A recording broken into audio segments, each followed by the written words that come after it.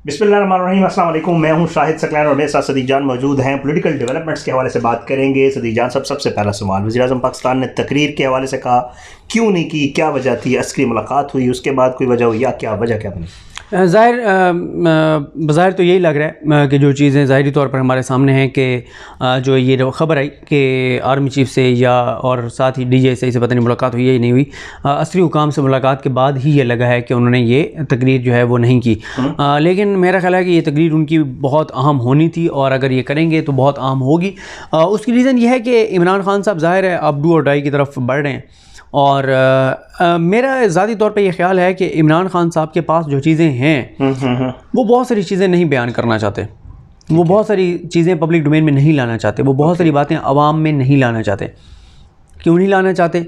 उसकी वजह यह है कि मेरे ख्याल इमरान खान नहीं चाहते कि उनको भी कहीं कभी ना कभी कोई नवाज शरीफ की सफ़ में खड़ा करे कि जी इमरान खान ने अपने इक़्तिदार के लिए जो है वो ये बात कह दी थी, वो बात कह दी थी, इदारों को कंट्रोवर्शियल बना दिया था। उसकी रीज़न ये है कि एक, हालांकि आप ये देखें कि बड़ा फ़र्क है। नवाज शरीफ की इदारों से क्या लड़ाई होती थी?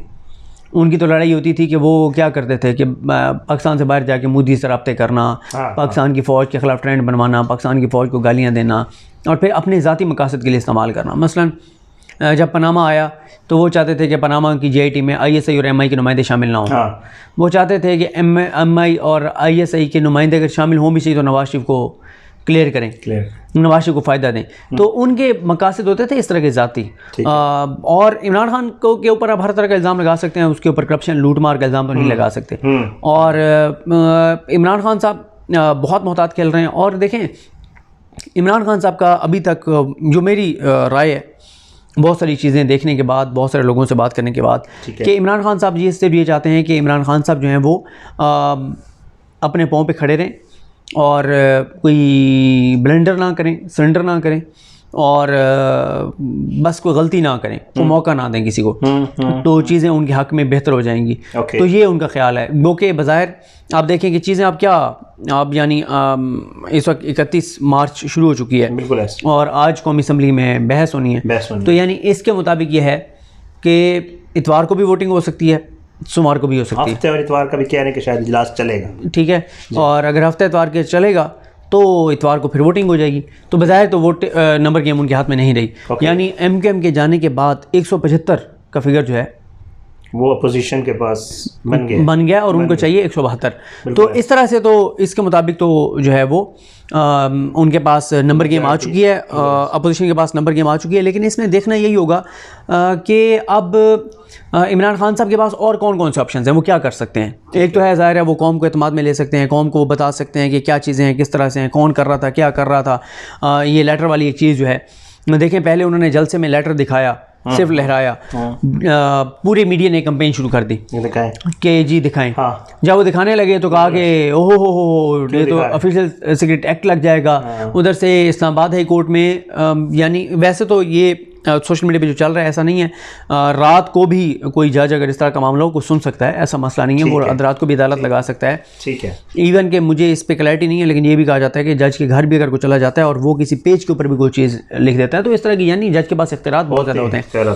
लेकिन ज़ाहिर है यहाँ पर अचानक आया कि इस्लामाबाद हाई कोर्ट का हुक्म, पूछा, वो पता चला कि जनाब कोई 12:30 के बाद या पता नहीं 2 बजे के बाद कुछ घंटों में ये दरख्वास्त दायर हुई और वो सुनी गई और फैसला रिटर्न आ गया। तो चीज़ें सर ज़ाहिर है आपके सामने एक जो है वो गैर अपना मारूफ सा कोई दरख्वास्त गुजार जाता है और उसकी दरख्वास्त सुनी भी जाती है, उसकी दरख्वास्त सुनी जाती है। उसे ये नहीं पूछा जाता कि किस बुनियाद पे कह रहे हो, क्या बात कर रहे हो, और उसके ऊपर डिसीजन भी आ जाता है। तो चीज़ें ज़ाहिर है नॉर्मल नहीं चल रही, सही एबनॉर्मल चीज़ें हो रही हैं और यही वजह है कि लोग मुख्तलिफ तरह की बातें कर रहे हैं। इमरान खान साहब के पास अभी भी कौन से ऐसे ऑप्शंस हैं, क्या ऐसी चीज़ है, क्यों इतने कॉन्फिडेंट हैं, कुछ नहीं कहा जा सकता, कुछ नहीं अंदाज़ा लगाया जा सकता। लेकिन मेरा अगला सवाल आपसे, सॉरी आपकी बात काट रहा हूँ, मेरा अगला सवाल यही था। सवाल ये था, लोग मुझसे भी पूछते हैं, आपसे भी पूछते हैं, ज़ाहिर बात है कि यार होने क्या जा रहा है, चीज़ें किस तरफ जाती नज़र आ रही हैं। ऑप्टिक्स जो है सामने साफ नज़र आ रहा है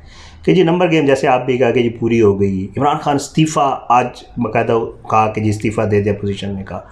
इमरान खान का क्यों कॉन्फिडेंट, क्या वजह क्या नज़र आती है? सर इसकी 2-3 वजूहत हो सकती हैं। एक तो वजह ये हो सकती है ज़ाहिर है कि उनके पास कोई ना कोई ऑप्शन हो जैसे अभी ये बात होती है कि चौधरी परवेज़ इलाही साहब जो हैं वो 8-10 बंदे तोड़ सकते हैं अपोजिशन के। ये नहीं पता ये इस बात में कितनी हकीकत है नहीं है, और क्योंकि उनके ज़ाहिर है इसमें कोई शक नहीं है चौधरी परवेज़ इलाही के तल्लुकात तो हैं अपोजिशन में। अच्छा, और चौधरी परवेज़ इलाही साहब को ये भी पता है कि इमरान खान की हुकूमत बचेगी तो ही मैं वज़ीर आला पंजाब बनूंगा। अब तो कोई ऑप्शन ही नहीं रहा, अब तो कोई ठीक है, और अगर इमरान खान नहीं बचते तो फिर तो वो भी गए।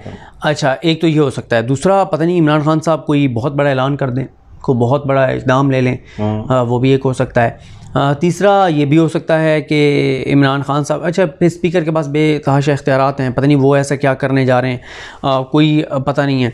और इमरान खान साहब जो हैं वो उनके पास क्या ऐसा कार्ड है, क्या ऐसी चीज़। अच्छा, एक और जो चौथी वजह हो सकती है जो मुझे कम से कम बहुत हकीकत के करीब तर लगती है, वो ये है कि इमरान खान के लिए विन विन सिचुएशन है। विन विन सिचुएशन ये है कि उन्होंने एक अपना नैरेटिव बिल्ड कर लिया, अपने बयानिया बना लिया, कौम को दिखा दिया कि मैंने 3.5 साल में आज़ाद खारजा पॉलिसी अपनाई, मैंने अमेरिका को इनकार किया, मैंने एंटी ना देने की बात की, मैंने जंग में शरीक ना होने की बात की और जंग में उनका हिस्सा बनने से इनकार किया। और ये देखिए ये जमातें जो हैं वो अमेरिका के हक़ में बात कर रही हैं, लेटरल विवाद वो सामने ले आए हैं और बार बार वो अपना नैरेटिव बना रहे हैं जो कि अवाम में बन रहा है। और अवाम को ये भी नज़र आ रहा है कि यार ये ऐसा क्या हुआ है कि चंद रोज़ पहले तक जो MQM अपने शहीदों का कातिल कहती थी पीपल्स पार्टी को बिल्कुल, जो पीपल्स पार्टी MQM को कहती थी कि ये हैं ये हैं ये हैं, एक दूसरे के साथ लड़ाई थी, जो पीपल्स पार्टी PDM से निकाल दी गई थी, जो बिलावल मरीम को कह रहे थे कि इनकी रगों में जो खून है मैं जानता हूँ, जो आसिफ अली ज़रदारी कह रहे थे कि नवाज शरीफ को और शहबाज शरीफ को मैंने माफ़ कर दी तो मुझे अल्लाह माफ़ नहीं करेगा, गली गली में मैं इनके साथ लड़ूंगा, ये पाकिस्तान के गद्दार हैं, ये पाकिस्तान के मुजीबुर रहमान, जाती उम्र के मुजीबुर रहमान हैं, ये ग्रेटर पंजाब चाहते हैं। तो कैसे ये सब इकट्ठे हो गए? हाँ, ऐसे आसान तो नहीं है, आसान तो नहीं। अलीम खान नून लीग में के साथ बैठ गए, जहांगीर तरीन नून लीग के साथ बैठ गए, मतलब थोड़ा सा दिमाग पे जोर देना। सही, क्या ऐसा हुआ है? हाँ, कौन सी इतनी बड़ी इमरान खान ने कोई ऐसा काम किया है कि सारी जमातें एक तरफ। ठीक है, फिर आप ऑफिशियल सिक्योरिटी एक्ट कहते हैं लगेगा, उसके ऊपर क्यों नहीं लगाया था वो अयाज सादी के ऊपर, जिसने एक हसास मीटिंग के बारे में आके बाहर झूठ बोला कि हमारे आर्मी चीफ की टांगे कांप रही थी, बिल्कुल ऐसे, उसने पार्लियामेंट के फ्लोर पे कहा, और फिर DGISPR को आके प्रेस कॉन्फ्रेंस करनी पड़ी थी कि मैं सिर्फ रिकॉर्ड की दुरुस्तगी के लिए बातें कर रहा हूँ। और उस बयान ने जान डाल दी थी भारत की फ़िज़ाइया में। वो भारत जो जिसकी फ़िज़ाइया यानी अभिनंदन वाला वाक़या होने के बाद वो तो डिमोरलाइज हो गई थी उनकी एयरफोर्स कि पाकिस्तान ने जो उनको मार दी थी। लेकिन इस बयान ने कि वो भाई उनकी पार्लियामेंट की फ्लोर पे उनका स्पीकर जो रहा है वो ये बात कह रहा है कि उनके आर्मी चीफ की टांगें कहाँ पर नहीं थी, तो इससे बड़ी हमारी फतह ही नहीं है। नहीं, बिल्कुल। बाकी तो वो क्या उन्होंने कहा पाकिस्तान झूठ बोलता रहा है कि मैं ये कर दिया, जहाज़ गिरा दिया, फलाना कर दिया, फलाना कर दिया, फलाना कर दिया, वो सारा उन्होंने अपना पूरा एक नैरेटिव बिल्ड कर लिया। और वो नैरेटिव बिल्ड किसकी वजह से हुआ? एक बयान की वजह से, अयाज सादिक साहब के। फिर उसके बाद कितने बयान फौज के बारे में दिए, मरीम नवाज़ ने, नवाज शरीफ ने ये जो डांलिक्स किया था उसके ऊपर क्यों नहीं लगाया आपने? हाँ, उस वक्त भी आप लगाते हैं ना, बिल्कुल। ठीक है, उसने जो एक DGI के साथ मीटिंग में और वो सारी चीज़ें कही थी। तो सर बात यह है कि इस सारी चीज़ों के बाद फिर सवाल तो उठता है कि कौन है इनको बिठाने वाला, कौन है इनको लाने वाला, कौन इनको मुसल्लत कर रहा है। और देखें, अगर तो ये नेचुरल प्रोसेस के ज़रिए आ रहे होते आप कह सकते थे अवाम ने इनको वोट दिया आ रहे हैं, ऐसा नहीं है। नहीं, सही। MQM क्या जा सकती थी कभी इनके साथ? हाँ, काफ लीग तो चलो आप वापस काफ लीग वापस जो आई उसके बाद भी जो काफ लीग के ऊपर दबाव है, हाँ, और जो उनको जो कुछ कहा जा रहा है, सही, और उनको कहा जा रहा है कि जी आपने बंदिश अपोजिशन के नहीं तोड़ने और ना हम आपको तोड़ने देंगे, जो बाप वाले गए हैं इधर, बाप वाले, हाँ ठीक है। तो ये बातें सर ज़ाहिर है मेरा ख्याल है इमरान खान टाइम भी गेन इसलिए कर रहे हैं कि इमरान खान चाहते हैं कि जिसको नहीं पता उसको भी पता चल जाए, वो कि अब ये कोई जिससे है ना कि जाने न जाने गोली ना जाने बाग तो सारा जाने, सारे पाकिस्तान को नज़र आ रहा है किसने इनको बिठाया, क्यों बिठाया, क्या वजूहात हैं।